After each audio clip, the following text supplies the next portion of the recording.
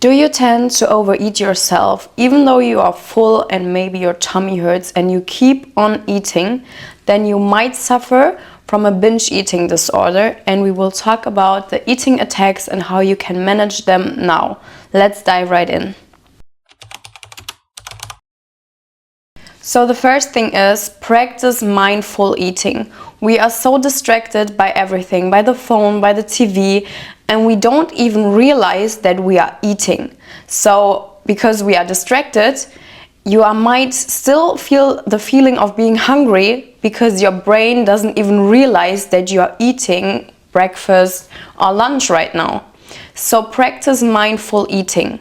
No distractions. You sit on the table, not in the bed, and you don't watch TV, you are not on your phone, and you just focus on your food and on the taste of your food. Be thankful, be grateful for the food that you have in front of you. Think to yourself, wow, this salad tastes amazing. I'm so grateful that I can eat right now. And you eat without distractions and slowly, because we tend to overeat because we eat fast and we don't directly get the feeling of being full. So even though we are full, because we ate so fast, we are still eating more and more and more. So mindful eating is the key to enjoying your food and to not overeating yourself. Also ask yourself what the attention of your eating is. If you have eating attacks and you maybe stand in front of the fridge and you think to yourself, am I really hungry, or am I just bored or stressed? What is the reason for my eating now? Is it because I'm hungry, or am I just stressed and I have the feeling that I need to eat something to fill maybe the hole in my heart because I got my heart broken, or something else? Really ask yourself what your intention for your eating is. Learn the feeling of hunger, because for me, I didn't even know how it is to be hungry anymore, because sometimes when I'm in a lot of stress, when I'm in a rush, I have the feeling that I need to eat something. But it's not real hunger, it's just mental hunger, because I'm so stressed, and it's not that I'm really craving the food because my body needs it. It's just because my head is full of things and I want to eat something to distract myself from the stress. So there's a big difference between physical and mental hunger, and you need to learn the difference between those two.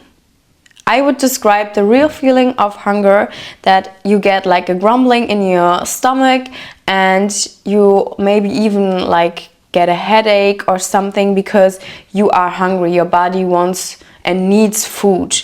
And mental hunger is more like, I want to eat. And you get this like idea flashing in your head that now you need to eat. But your body isn't really hungry. So when you're really hungry, you have a feeling of emptiness and grumbling in your stomach. When you don't have that, always ask yourself if you are really hungry or if you are eating because you are stressed. Stop before you are full, because we always eat so much and then afterwards we feel so heavy and we maybe even feel a little bit sick, and we maybe have the feeling that we need to throw up because we ate so much. So there's a good rule for it, and it's the 80% rule. When you're feeling 80% full and you think to yourself, oh, this food is really good, that's the feeling when you need to stop eating, because then you're just eating because it tastes good, and it's not that you are eating because you're really hungry.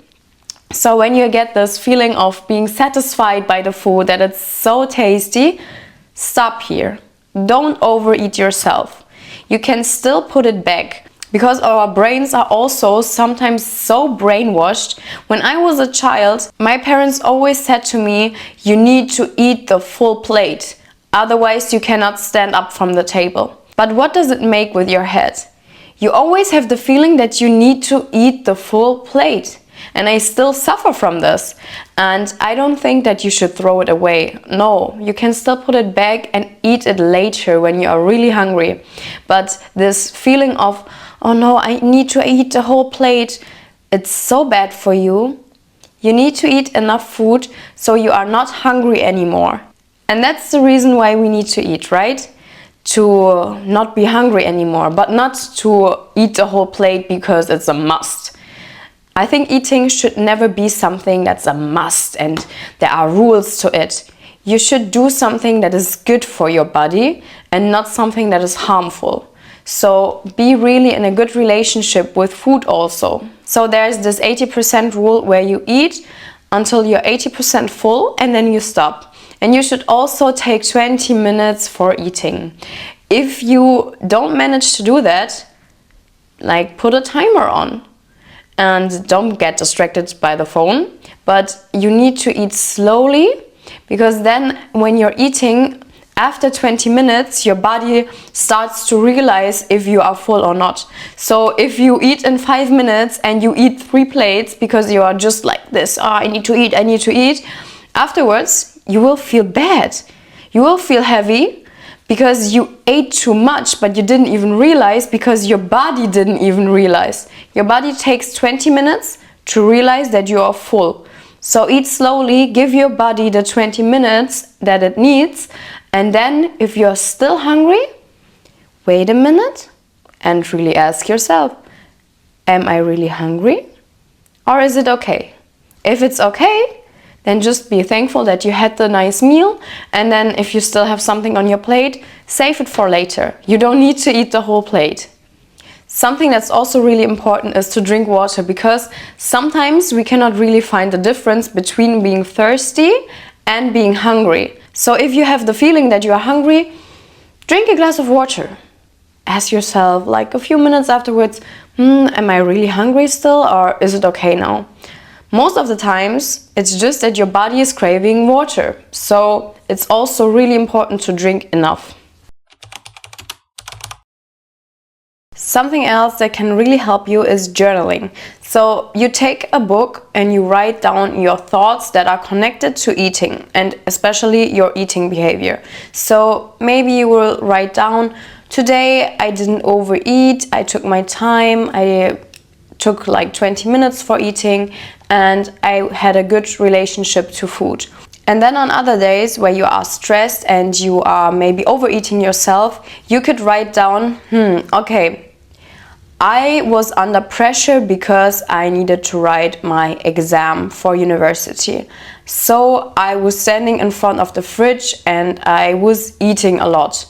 Or other things. Maybe someone hurted your feelings, or there was a trigger. Most of the times there's always a trigger. But if you suffer from binge eating, it could also be because you're bored, that you're overeating yourself. It's not only that stress causes binge eating attacks, but journaling can really help you understand yourself and your eating behavior more.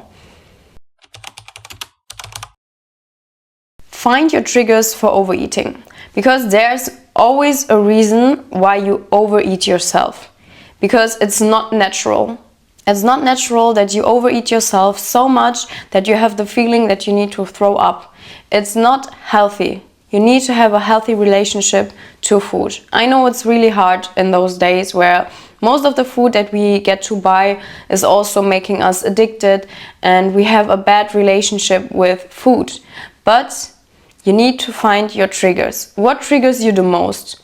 When are your eating attacks starting, and why? And also, if you really think that you might suffer from binge eating attack or like a binge eating disorder, and you have those attacks, or even some other eating disorders, you should go to therapy, because your therapist can help you find ways to manage the eating attacks and to live a better and peaceful life with a good relationship to food, even though you might have a binge eating disorder or maybe other eating disorders.